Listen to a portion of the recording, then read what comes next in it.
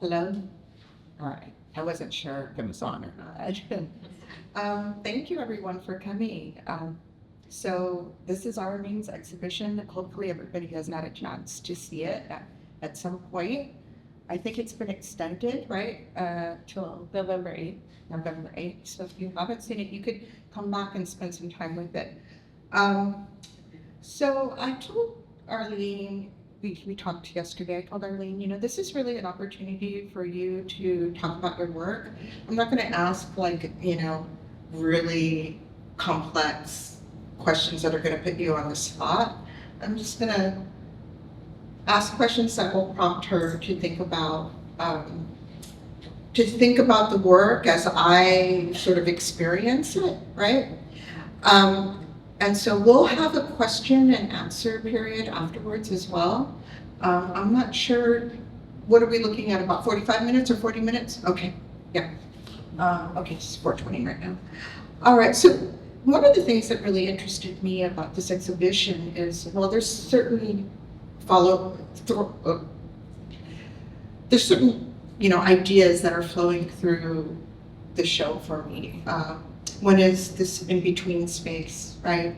This being in between, which is sort of exemplified by the median photographs, both portraits and self-portraits. The idea of staging, the idea of revealing and concealing, sort of like living in the shadow of Hollywood is here as well, and also the family archive. So these are kind of all of the things that I'm understanding from the work. But then, of course, it's in the title. Here's the land in me. Aquí está, la tierra en mí, right? So I'm going to ask her to explain the title and what it means to her and the work and how the work sort of revolves around this idea.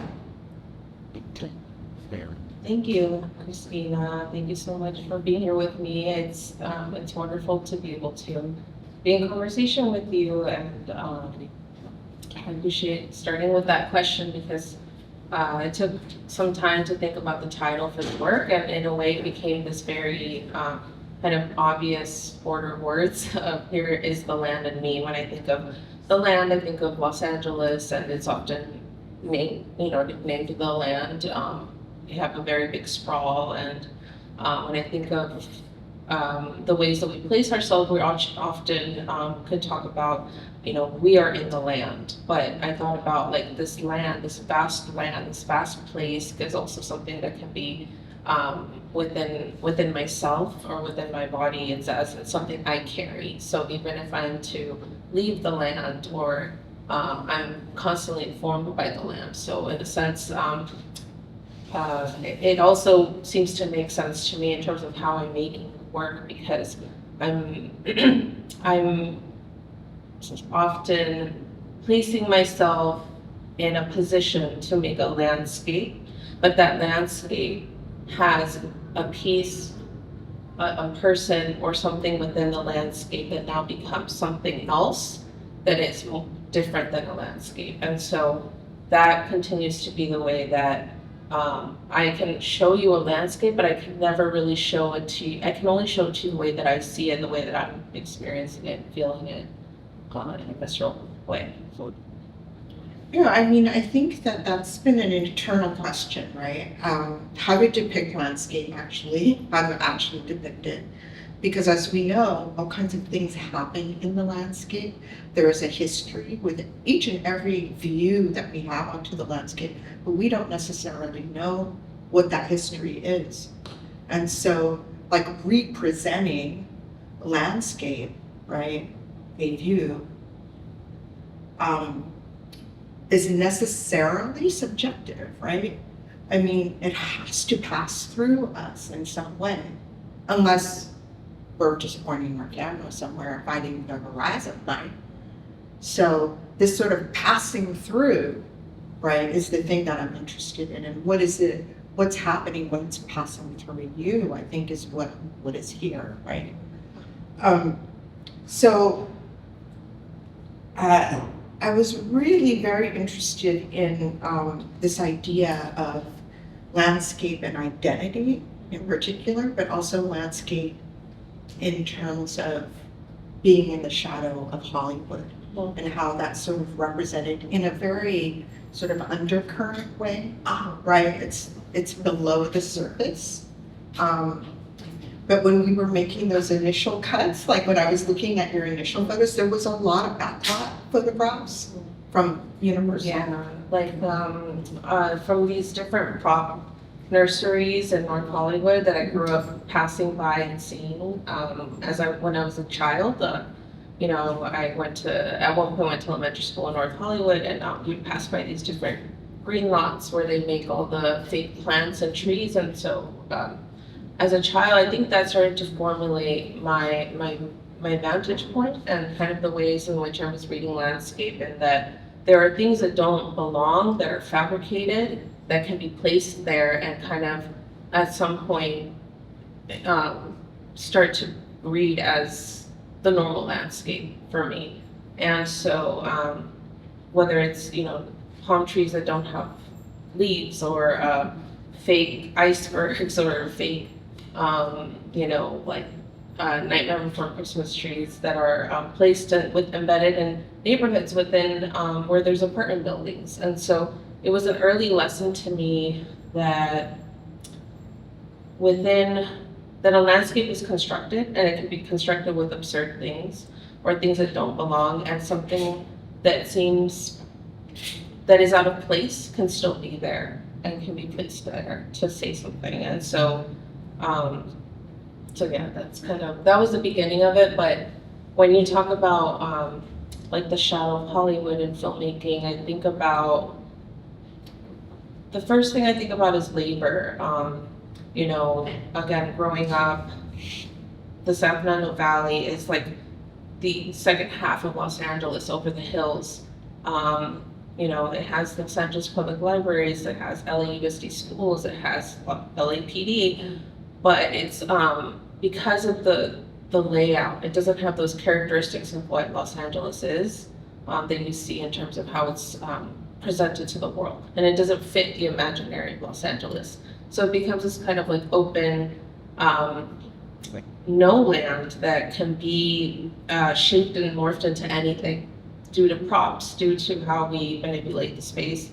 And so within that, it can be confusing in terms of having a sense of identity, but it also becomes a sense of freedom of not being like locked into some kind of specific idea or even stereotype of a place. And so it became it's often treated as a stage. You know, I know we're talking about a land that is, you know, originally Chumash and Tataviam and Tongva, and it's these like lands that, you know, with a colonized river. And so when I think about it as these communities, these diasporic communities coming from Mexico, Central America, from the 1980s and the 1990s, this really big wave of migration that happened due to civil wars, due to NAFTA, due to different changes in politics and economy throughout Mexico and Central America. It really reshaped the city, it reshaped it.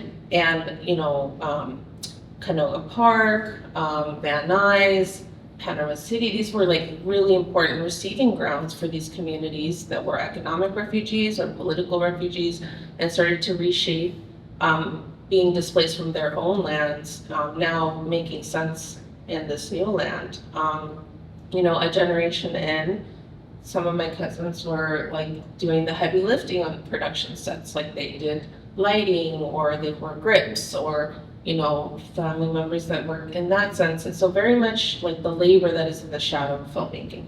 They're not the people that are constructing the stories or directing or in front of the camera even. And it's just a stark contrast that we continue to see to this day of what Hollywood is, because it was never designed to be inclusive of the peripheral communities. That's not the purpose of it. And so and the thing is that, and what you just said is so triggering for me, because we are not the peripheral community, and yet we are so miserably represented, right? Miserably represented. It's kind of crazy. There can be whole shows, episodes after episode, of shows based in Los Angeles or Pasadena or whatever, and you don't see one brown person except for the garden. To this day, yeah, yeah, Yeah, and that's, and I agree with you, and that's why I'm like, at that point, it's by design. It's by design, and so, but within that, within the shadow of Hollywood, it's like, it's permeates into our daily lives and how we see ourselves. And, you know, my mother was kind of someone that taught me a lot about, the way this kind of, you know, she's someone that grew up consuming U.S. media, consuming music from the U.S. So Madonna, Donna Summer, like all these things that come from the U.S. that made her, I think, be someone that dreamt of this like American dream, as we say. And so these become, the U.S. media and what we see become kind of dispatches for people, you know, when they come here too.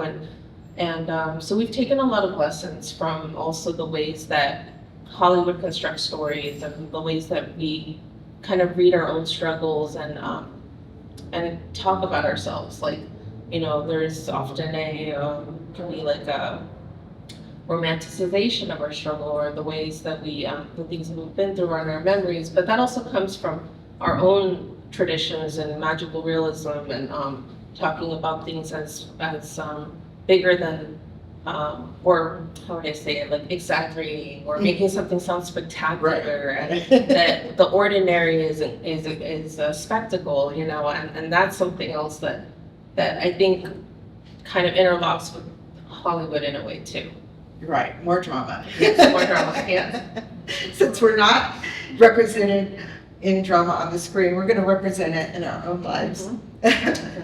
But, you know, also I find it interesting that you're doing most or all of this work with a 4x5 view camera, is that correct? With like a Mamiya medium format. Okay. Because, you know, like Max Yagna always talked about the 4x5. This camera, right, much like the Mamiya, because the Mamiya is a huge thing, that is sort of immovable. It's not a portable camera. It's not like an active camera. It's more like a camera that you set up, and whatever's in front of it, that rectangle becomes a stage in a sense, right? So he would talk about setting up a camera on the corner of Hollywood and some street and just like waiting there with his cable release just for something to happen, you know, click. And I think of like that rectangle as sort of like a stage or a theatrical stage or whatever kind of stage you want to think of it. It's different in diameter than a cinematic rectangle, right? But it's still, you still have this, because the camera is immovable, it sort of depends on whatever happens in front of it, whatever drama happens in front of it. And so for me, it was really interesting to look at these photographs, and there's all this portent of drama, you know, like in this one here. Yeah. There's portent of drama, but the drama is not depicted. It's only for us to imagine what these sort of curtain stages are going to conjure, right? I wanted to talk a little bit about the median space, because we were talking about the prop houses and, you know, but these sort of things that are in between reality and, you know, not being real, right? They're hinting at reality, which is sort of like this in between space. And the medians are very much for me about this idea of in between space. And what are you doing there? There's several, I mean, going through your catalog, there's a good body of work just based in these median spaces. What are you doing? Bless. Okay, God. The median, it turned into a series. The first initial medians I photographed were just landscapes of medians. I started, you know, going to different streets, Sherman Way, Gardenia, near the Van Nuys Airport, on I believe it's Havenhurst. There are different types of medians. You're starting to really think about that they have the way that this concrete landscape, it's designed for the automobile ultimately, but there's all these but it constructs in a way that's to direct traffic or to move. And so I think about the ways that, those things also direct us, and the ways that we the ways that we situate ourselves within daily life. And, these are not pedestrian spaces. I was really taken by certain medians, like the ones on Sherman Way, which that's a very important street for my family. We have a lot of history there. Our family lived there. It was one of the first apartment buildings is on that street that my family first came to. So, there was, as I was also photographing these medians, I was talking about it with family, and one of my cousins, Emma, who's older than me, shared a story about, when I was a kid, right there on Sherman Way, Winnetka area, she was little, and she walked out of the apartment and saw the big, wide, grassy Sherman Way median, and crossed the street and started playing in the median. And my aunt couldn't find her and looked for everyone. Then eventually went on the street and saw her in the median. And there's oncoming traffic on both sides. So she was mortified. But I was very interested in how, she read this as a place for herself. As somebody that's living in an apartment, which I also went and spent time and photographed this apartment. It has a really wide pool in the middle of the apartment. It has a chain link fence around the pool, and the sidewalk is so narrow to get around. So where would a child play? So you see this median and you read that as a green space for yourself. And so that informed me, I would say, to think about, how does it feel to be there, and, for her to play in it. I think there's, when we're making the pictures and have the camera set up there, we're putting ourselves in an uncomfortable situation. And that to me felt very metaphoric of what it is to perform and to be in a space where you're constantly feeling perpetual discomfort, perpetual unbelonging. And so I was really interested in that, in the bot with me, myself, and how I was feeling in my body. And so eventually I photographed first Kristen Phoenix here in the median and did their portrait. Because it was, you can see the traffic, you see the cars coming on both sides. And you have this like overhead kind of harsh sun, yet it's still a mother and her son. And she's carrying him and weaves like a family heirloom blanket. That also I think speaks to a period of time when we were in this neighborhood. And just, it's, kind of a formal portrait, but it's in a place that is not one to facilitate a formal portrait. And so from there, I inverted the lens and thought, maybe it's time to also photograph myself in the median, because this is saying something a lot about my body and how I'm feeling within the space. Like, the last thing I'll say about this is that the camera, is, as you were talking about the Mamiya, the setup with the tripod, and it's a production, and it's not, it's imposing, it's out of place. I mean, it grabs attention. So it is, I can read it a bit as like a stage, and it's, yeah. So. I'm actually, as you're describing, you're photographing yourself in this space in front of this woman with her baby in this space, I'm having a visceral reaction to it, because it's like, in the past, we've thought about performance work as type of, there's got to be risk, right, in performance work, right? And I'm going back way back to Chris Burton, all this, crawling on glass, getting shot, whatever, being crucified. I can't remember what else. But this idea of risk, right? And this is a huge risk, because we don't know how drivers are going to behave. And having traffic on these very busy streets going back and forth while we're photographing somebody or yourself,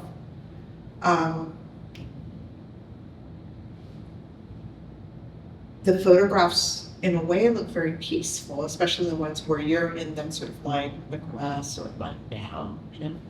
but really there's great risk happening there that is sort of, in a way, unseen. It is off camera, right? Not, we can think about it, we can intellectually process it, but we can't really feel it. And right now, when we were describing it, I was actually feeling it. It's the first time I actually felt it in my body, right? So this idea of this, the risk and sort of carrying on this sort of performance art tradition of risk is interesting to me. I'm not sure what to think about it yet. I'm still processing that. But the idea of not really being able to experience that and only experiencing that intellectually for the viewer is really interesting to me, because we only get to experience that through your voice, right? Through you describing that to us. And I think that's a really important thing for people to hear about your experience photographing these pieces, because it's just with my lavanderia pieces, people say, oh, how cool, there's, you know, like they're graffiti at night, but there was real risk in taking those photographs. So it is actually sort of televised, right, through the image in a way, right? And so I'm appreciating these images a little bit more, I think, because of hearing you talk about them. But I love them. I'm drawn to them, mostly because this idea of in-between space and like using in-between space, owning it in a way by photographing it, right? How does the sculptural work here tie into those photographs, or does it? Yes. Thank you. I was thinking also then about your Lavanderia series and thinking about this, you know, there's a sense of putting yourself on the line when you're in spaces, but it doesn't come through in the picture. But Right. when when you're talking about it, there's so many factors that play into the outcome than standing there. But for sculpture, working, with an element of sculpture, I've done it in the past, working more with with bricks and organic materials. For this exhibition, I wanted to commit to working with cement, to working with shaping something that mimicked the structure of a median, because I wanted one, for it to be something that you're kind of like really reckoning with when you come into the space. Again, there's something about photography where you're experiencing it, standing comfortably or, a few feet away, and just kind of taking in the information and reading it. But there was something about when it's here, you have to be hyper aware of it, and you have to kind of, you have to walk around it. You have to adjust yourself within the room. And I think that's kind of speaks to how what I'm saying within the photographs and overall with past works of this work. When I'm spending a lot of time in a certain environment and I'm making photographs, sometimes I just want to bring more of those elements out, and maybe this is also my desire to work tactilely. So it keeps coming back. I know that for me, with the sculpture, I wanted to just have a relationship to the photographs. I don't see it as a standalone. I think it's out of context if you only look at the sculpture. But with the photographs, that's where I think the chemistry kind of is going to. Yeah, and also, this idea of interrupting the flow, right, of a person's trajectory through the gallery. Like, just, you have to watch for this so that you don't trip yourself, or trip over it. Don't step on it. So bringing that consciousness, right, to the gallery space, and then using that consciousness as you're being careful not to step over this piece or trip on it, and then taking that with you to look at the photographs, right? It's a way of entering somebody's brain in a sense, right? And their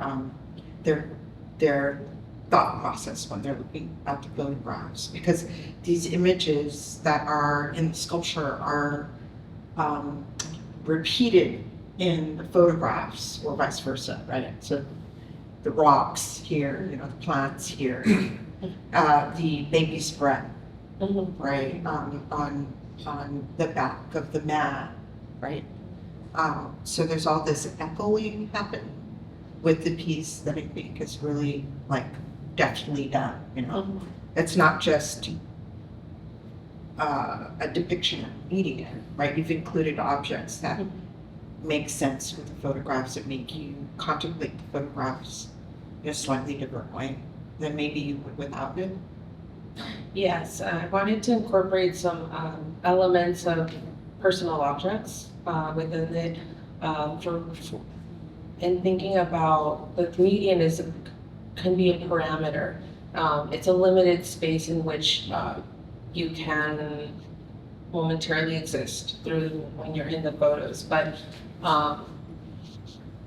by putting these kind of personal objects, I thought about it as also like kind of a deposit for memory or for meaning, you know, because as we think of this automobile city, and a lot of times the most connection we can have to a specific landscape is through a car window of just passing by. But yet we do, like, for myself, I place meaning on neighborhoods and certain streets that I go to. I don't necessarily have the same relationship or access to them that I used to, but the kind of deposits I have, like obsidian and a family photograph of my uncle that's faded, and a picture that an image of a flower field that I made in Northridge. You know, just to think of it as like when you're laying it, you're almost pretending it's something like that. No, it's not. So I just thought of it as this kind of really limited space, yet it's within my nature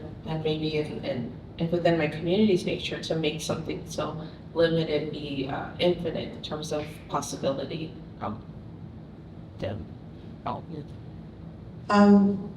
So two of the pieces that I'm really curious about, because I hadn't seen them before, I'm going through my notes. The layered pieces, interior, exterior, which are right around the corner here, you guys, if you haven't seen them yet. They're both gelatin silver prints. They're called interior, exterior, bedroom and flower shop, and then interior, exterior, bedroom and liquor store. I love the dimensionality in them. I love how you build space within the two-dimensional realm. Like there's such a deep space there. You like, I end up not sure where I'm at, like where figure ground is. And I love that disruption. Can you talk a little bit about the evolution of these pieces? What were you thinking? What is depicted there? With those two,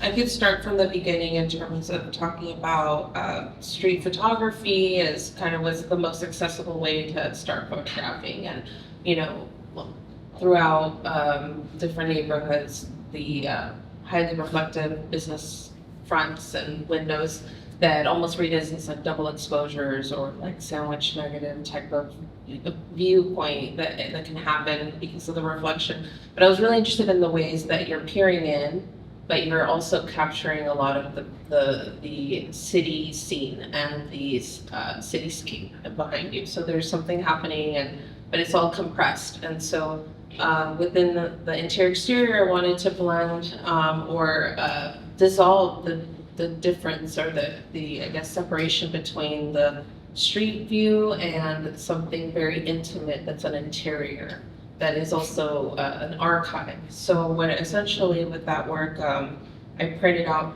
large images of my earliest bedroom that I have like photos of, and then placed like reflective glass on top, and then just handheld it and pointed it towards like different scenes outside, things I wanted to point it at that I wanted to come through in the frame. And so the way I'm photographing it, essentially what's happening on the street is behind me and what's in front of me is the glass, it's just the glass. And so that's what you're saying. I'm pointing at the glass, and even like finding the focal point was really tricky. A lot of the more images came out blurry because in terms of like the I guess focal length and then the focal point, it was just it was a bit disorienting, very disorienting actually. To have both of those come out look clear, like both the liquor store behind me or the flower shop that's behind me with the glass. And I don't know if that made any sense in terms of the method, but yeah. I was like, hey, Oh yeah, that's a curious phenomenon, right? Mhm. That depth of field is replicated in reflection, and that whatever you're focusing on isn't necessarily the surface. It's what's in the reflection that you're focusing on, right? That's what's so weird, and I'm not sure about the science behind that, but it's one of the experiences that I had with when I started photographing Lavanderia, and just kind of decided to focus on the graffiti, which helped me find that focus, right? Mhm. And then using the shift to get rid of any glare. But this is using the glare.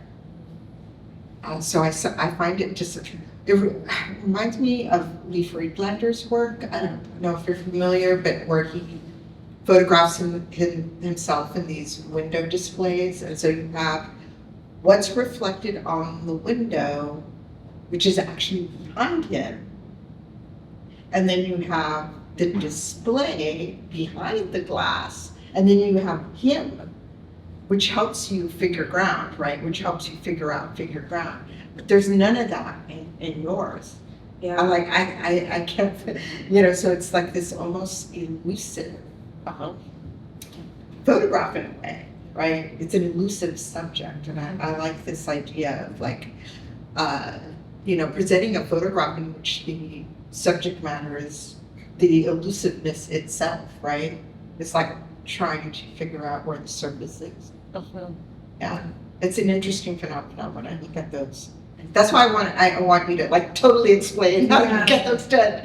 Yeah, the confusion, or when I was making the images, I was thinking about what I'm reading is the background is right now the foreground, and what is the foreground is in the sense the background, but not really. And then I tried to take myself out of the images, so I just like placed the camera, Right. and just did like a shutter release, but so the camera's still in the image, and yeah, and also high noon, so just to get more light, and then but yeah, you're working with glass, and it's disorienting. It was disorienting and making the work too. Also, like everything. And the focus too. Yeah. I love like that little departure in a sense. Well, it's not really a departure. You're still talking about your bedroom, your community, the landscape where you're at, the street. So it's not completely a departure, but it is a departure into sort of more of a like, surrealistic photography kind of foray, right? And so I think it's really lovely that it's a gelatin silver, right? And not an archival pigment, because somehow that just sort of engages, it like grasps onto, all the experimentation that was done in the dark with film, and, in the history of photography, it's very conscious of the history of photography and all the, experimentation that people did with the like reactive substances, and how you could play with this sense of reality. So anyways, those are two of my favorite in the show. My other two favorite are the ones against the wall back here. Let me go through my notes. So picture of my tia Maribel held on my back. oops. and picture of my father resting on Arturo's back. Yeah. Yeah. So these works are appropriately at the end of the gallery. These are images that truly came from sketches. Sometimes I draw out what I'm thinking and seeing, and then I make the image. With these, I had done a piece prior to this called I Remember Drawing on My Father's Back with a Ballpoint Pen, which is an almost identical composition, but within that I was recreating a moment of remembering as a child drawing on my father's back, and there's no archive that exists of that or photographs, so I thought like I'll perform it, and one for kind of a re-embodiment and remembering, but also to create now an image can exist of this memory that is constantly is it ruminating in my mind, and thank you. And so now with these two, they're dealing with grieving. They're dealing with the grieving the loss of my dad last year, and kind of looking through his archive, having access to it. It was his childhood photographs were given to me after he passed by his sister, and I thought, he's not here in the flesh. He's not here, but you know, these photographs are like what is left, and they're the closest thing to him that I have. And I just had this image of wanting to see three things. I wanted to see what is a very public, common cylinder block cement type of topography. The kind of porous cement that we see throughout LA. Then I wanted to see, you know, skin. So Arturo, my partner, sat in for me and let me photograph him, and then placed the image of my dad there. And I was just thinking about archive, body, landscape. You know, memory, body, landscape. Like these things just all wanted to see them all work together. And I thought about just how there's like the way that the archive is alive, the photograph is, there's something alive about it. It's on someone's body, and then also the topography is breathing, and the landscape is alive as well. And with the image on the left of myself, with holding up Maribel, who is my aunt that passed before I was born, this is more about a personal story about how she died like 2 years before I was born. She had pneumonia that she neglected. So she was only 21 when she passed. I never got to meet her, but throughout my whole life, I grew up with her like kind of presence in my life, because I learned a lot about grieving through my grandma when she would spend time in the cemetery, and they wanted to name me after her, but then they decided not to. But so I always would hear of her, and I wanted to think more about how that has shaped me. How her presence has always been somehow a part of my life. And so I thought it was most appropriate to kind of hold her image up against my back, just to kind of say something about how she's always been with me, even though I've never met her. And then I photographed myself. I know she went to Kennedy High School, so you can't really tell, but I'm standing in front of her school. And these are both, and the one on the right, I should say, with my dad is in front of Richie Valens Park. So they're sticking to the public spaces, my studio, and where I'm making work, but they are site specific.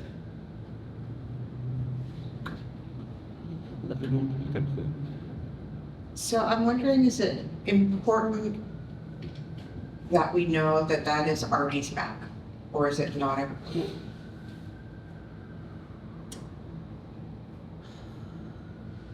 It probably is, but I don't think about how I could talk about it in the sense of There's no one else I would have asked to do it. He was with me through the whole journey of raising my dad. He was there, and so he was also a wait for him. But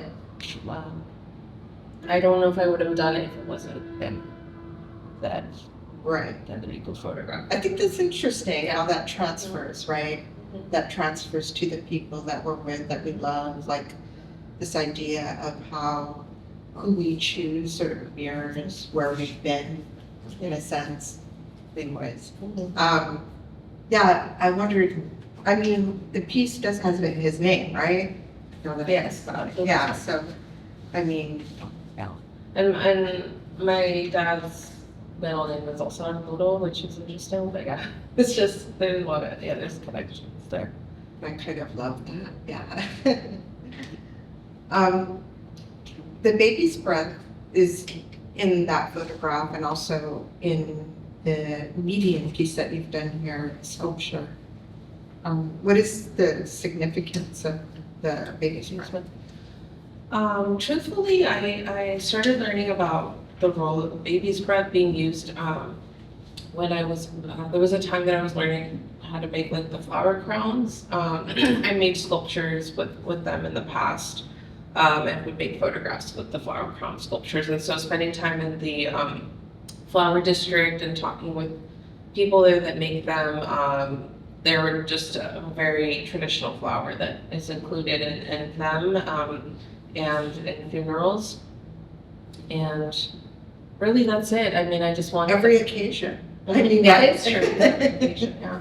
Every occasion. And so I just wanted them to be there as, I wanted some type of softness, you know, some more life within that image of him. And putting them here, I brought them in. I wanted to create something about them is that when they're dead, they still look alive. So, you know, again, this is a ground of a lot of things and that are happening. And so, you know, I have ancestors in this median, and so it just made sense to have them. Okay, the only piece I think that I haven't touched upon at all was Scenes of an Inner Life, San Fernando Valley, which is the wall hanging piece of the transparencies in the back. I'm just going to ask you to talk about that piece. I mean, I'm even interested in the production of it as well. Like, how did you produce it? What are the images? What is it about? Yeah, these are actually inkjet on transparency film. But they kind of look like slides or slide film, and they're repetitions of the same image, each strip. So they were printed like about 80 inches or so, and then I just hand cut each one so that they could kind of have a, when I hung them, there's a movement to them. They're all kind of moving and impacted by air and I wanted that sense of like that curtain structure in a sense. So I had this curtain structure in front of the window. And I wanted to see this repetition just to kind of think about time-based photography or film, and thinking about the repetition of memories or things that you continue to replay. These are all mixed. They're a mix of different. Each photo has a very specific reason that I chose it. I mean, on the left you can see the apartment building that I was referring to earlier with the pool and the chain link fence around it that my family lived in. And then the next image over is an image of my mother's back, and she's sitting in a pool in her bathing suit. That was a newer image a recent image that I made. And I was thinking about, and I have images I made of her in pools, and I just was thinking about these kind of like small cinematic kind of moments that have that are very normal, very, I don't know, ordinary, but they have something like kind of visceral or very just have something like sentimental to them. Then I have an image of my aunt's home inside. It's a chandelier, this like nook or corner in her house that is just a house I have connections to. And then we move over and it's an archive image. There's also chandelier, but with like party tissue and people dancing, and that's a past memory. It's a way that we used to gather, but no longer do in the same way. And then I wanted some kind of marker or landmark, so I chose this image I made of the Reseda sign, to show that it was more of a place of where this is. And then the next images are patios, my aunt's patio, and then another image of archive image of a patio, how we would gather to have like lunch and food, family gatherings in the front of the house. And then the last one is a picture of my aunt hanging on the wall. And she's one of my oldest living aunts that I have on my dad's side.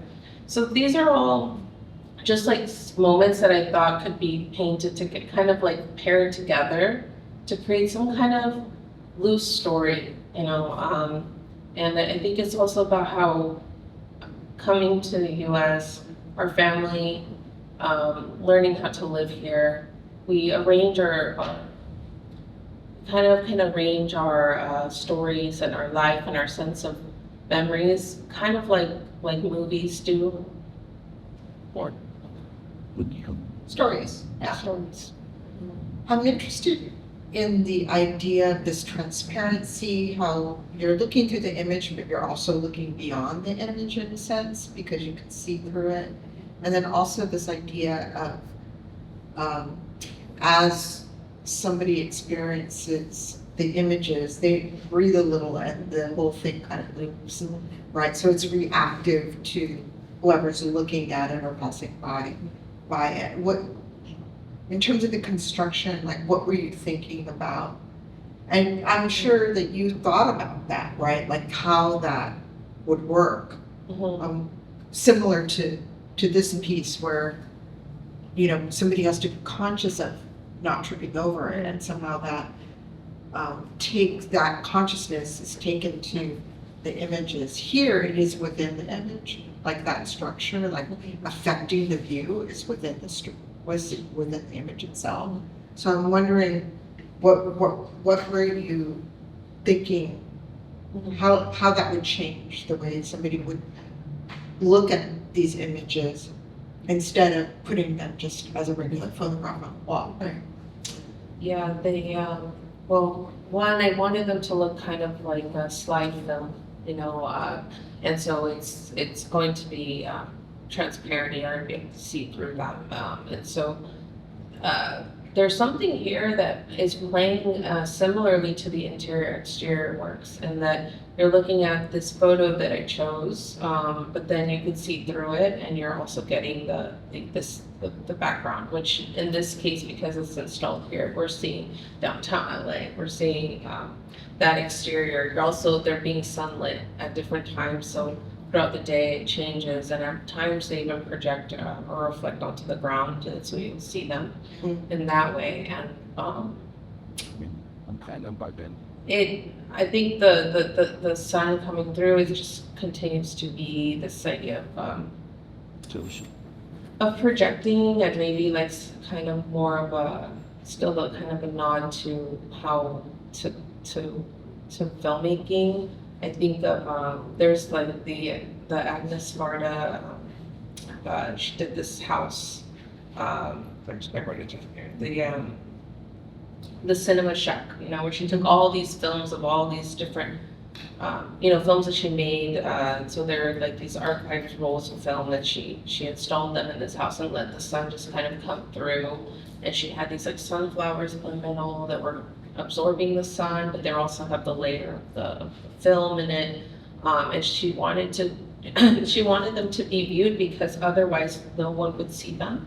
She said they're now like an archive and they're there, but by displaying them, you can actually see the film, And so this is just some other way of activating these images, creating some movement for the story. And the curtain structure, I think, is really important because curtains reveal as much as they hide. Curtains, are serve this place for a stage. And I wanted to continue with that format and to see what else it could tell me about having, images be the curtain themselves. Because another thing with I think archives is they withhold as much as they reveal, and there's things you can see it through, or you can really grasp it. There's things that you can't fully follow. So I was interested in that as a structure. It made me think about how when we look at our childhood or growing up, there are certain images, especially with visual artists, there are certain images that are very evocative, and when we see them out in the world, they evoke something in us, an emotion, a physical response, whatever that might be. I feel like this is you. Like this is just a little slice of how you see the world with these images as the underlayment, right? And no matter where you go with this piece, we're going to be able to see beyond that, right? It's a new view every time it's installed, right? So I kind of feel like it's this sort of membrane in a way, So I'm very interested in the construction of this piece and the way that it obscures but also augments the view of the window, right?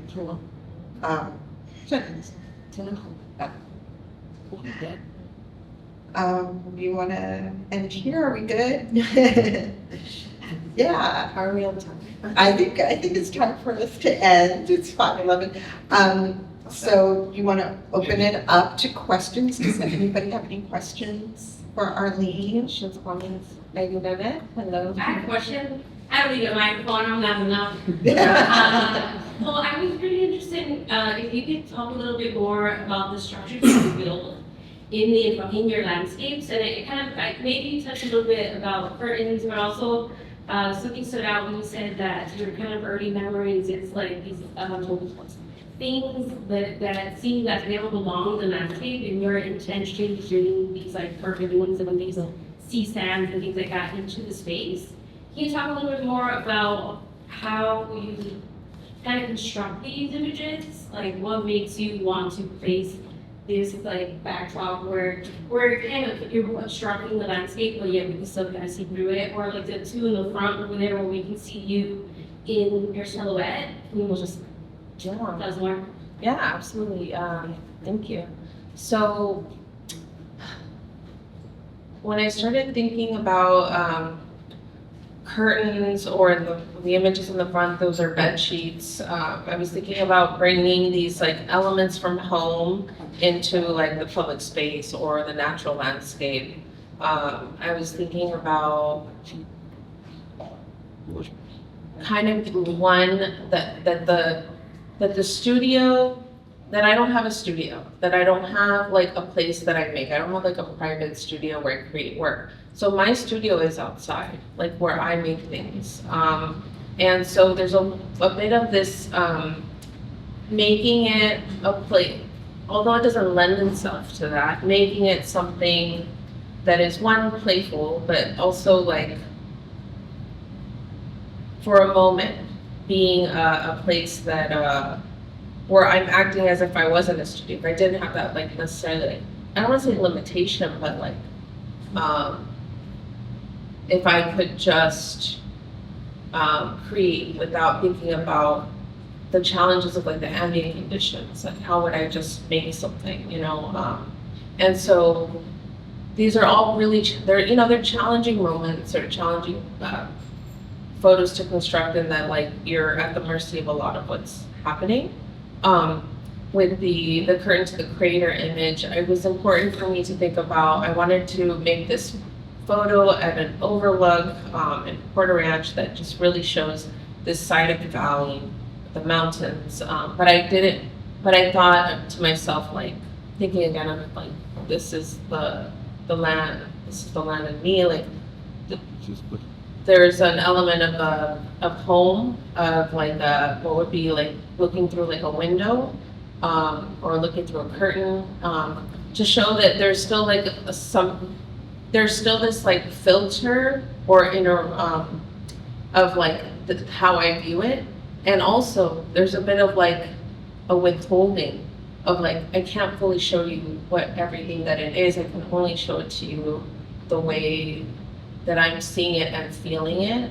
And I think also with the curtain here, with this gray brief, it was more, this is the where the concrete ends, if only for a moment. And it's, you know, I think of them also like as pop-ups. Like I'm not there to imprint on the land or to be imposing and to do something that is irreversible.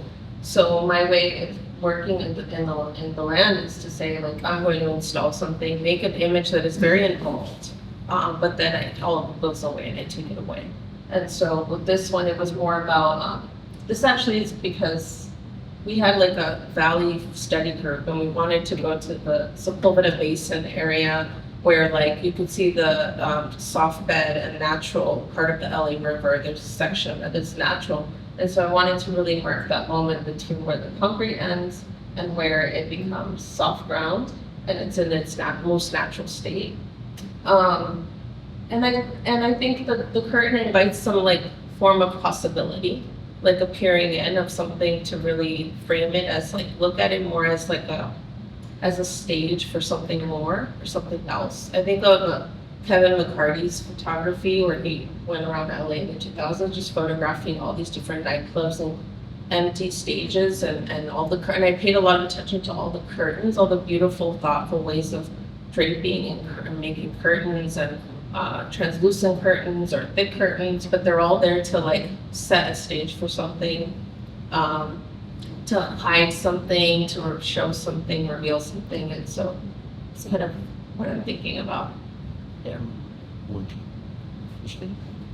This isn't really a question, it's kind of an observation. Southern California and LA has been photographed by lots of people, obviously. But usually they're like from elsewhere a lot of times, and they sort of focus on the otherness and how it's different from anywhere else. Whereas yours sort of focuses on the familiar and how it's home. And I was just wondering if you could, I mean, do you think somebody who wasn't born here or moved here at a very early age could have produced images like this? What do you think, Christina? Yeah, you were too. I think some of them, yes. Like this one. Mhm. I mean, this is very reminiscent, like whenever I look at this image, I think Terminator 2, you know, where they're driving those semi-trucks. It's very cinematic. But then there's others that, no, not at all, like especially the median images. Like I feel like that is somebody that knows the roadways in LA or a busy city, and knows what that space means, right? So yeah, I think it changes from image to image or sets of images, right? I didn't mean to just defer to you, but I just thought it was an interesting question. I think it's hard for me to say. The only thing I can really say is that I'm very familiar with like there being a kind of I guess the way that the city is constructed in the imaginary of others, people come here just because they want to undo it, because they find things that stand out to them about it. But I'm, in some cases, an insider-outsider, and that's... Well, don't you think it's interesting too that people that maybe even live here depict the otherness of LA in such stereotypical and worn out ways, played out ways, you know, it's kind of crazy how that still goes on. But your work is not even remotely close to that, as is mine, like we both avoided those pitfalls in a lot of ways, depicting our communities in certain kinds of ways, I right? think of like Yeah. your work, like Manuela Stitch, like you're quite literally trying to photograph the like structures that we don't even stop to register or don't even stop to look at, and then what do they mean for our city, and all those places that are maybe deliberately obscured or they're not asking to be photographed the way other parts of LA are. But I do feel too that your work is deeply personal. That your work is so deeply personal, and the view of Los Angeles is one personal and experienced by you, and that we experience it through you. We experience LA through you. And I think that's what's really different about the work. You're not creating these sort of money shots of LA as you see it or whatever, they're very almost obscure. I mean, some of these, I know that that's LA because of the mustard plants, right, that we see everywhere. I know that that's LA because the median is not watered. It's dry, it's grass, So there's just certain signifiers within the photographs that like scream Los Angeles or Los Angeles area, right? That I think may or may not be recognized by others, but I really think that they're also laden with personal meaning, which is, a whole nother dimension to the work. Right? I see a hand over there. Oh, I'm sorry, yes. This is just really in response to what you're both saying. So I was thinking about the median photographs, and I was in Chicago during the pandemic, and the medians became places that a lot of people, anybody that didn't own like outside space, went to the medians. So there were like weddings out there. Oh, wow. And it was like, it was very diverse because it was like kind of not the rich people, like the people that like needed to be at the median, either to see their friends and family or because like they didn't own that kind of space. And at one point, somebody even like drove onto the median to try to run people over because it was like this sense that the city was becoming something else, like it was being transformed. And so there's something about the way, because you're dealing with kind of interstitial spaces, that I feel like the viewers will come to it and think like, oh, that could be my Chicago, that could be like my corner store, that could be my Baltimore. There's something about it that is specific, and especially the show as a whole, it's so beautifully like poetic, the way that the constellation that works. So I really want to take away the Los Angeles that's in the show, but it's also, I really love how it can kind of go to other people's experiences kind of through analog, partly because of the way that what those slippers you're showing of the city. It's not really much, I'm also really obsessed with media. Thank you for sharing that. I think here you see like it says like pedestrians prohibited, and you read this piece of land that's really not being used, in that way. But you go to other places, other cities, and you see the potential of what a median is, right? In Mexico City or, but it's like, and the ways that it can be used, or it's a space where people belong. But, And Oscar used to perform at medians. yeah, so we can also talk about that. That references come up a lot, and to perform the median, to use it, with I don't want to talk about it, but Yeah. Mrs. Patsy. It was But yes, but that's an influential part as well. It's, like within our own neighborhoods, within our own streets and, corners that we're in, how do we take up space and use them in ways that are creative, and that are disruptive and interventional, but also making a point and saying something more about placemaking and how we live in it, and that we don't just only stick to the confines of what we're being told we're supposed to stay in. Thank you. Couple of questions. I don't think I've ever asked you this, and Sylvan brings it up a little bit, which mentions the poetic nature of your work. And can you talk a little bit about, are there writers or the poets that influence you? There's language in your work.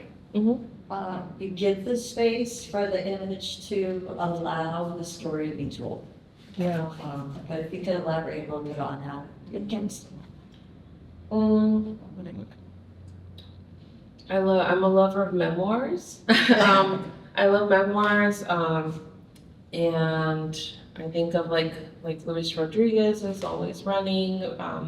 There's people that have told stories about LA in ways that feel really like sincere to me and not not influenced by kind of an Eastern way of how we tell stories or appeal to other places or other people. I think like neo-realist filmmaking in Los Angeles has been really important to me because it feels like it's not intentionally beautiful, but it is, and it's talking about, different enclaves or different communities, like the Exiles or, Killer of Sheep, or these films of that are talking about specific communities but also there's a lot of poetics there because but that's part of the reality, Killer of Sheep, Charles Burnett. Yes. But just Seen that for a long time. yeah, so I think I don't know, that was an influence from a young age, Yeah. films, Yeah. and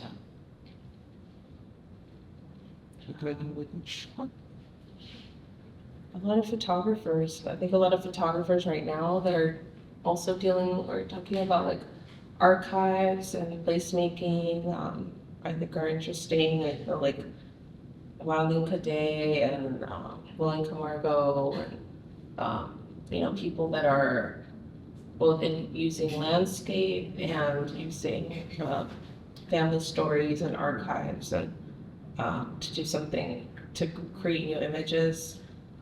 Family photographs, family albums, I think have really informed my own composition and choice of film and color and the ways that I'm making work too. Christina Fernandez, yeah, there's a lot there. We did it. Thank you guys for coming.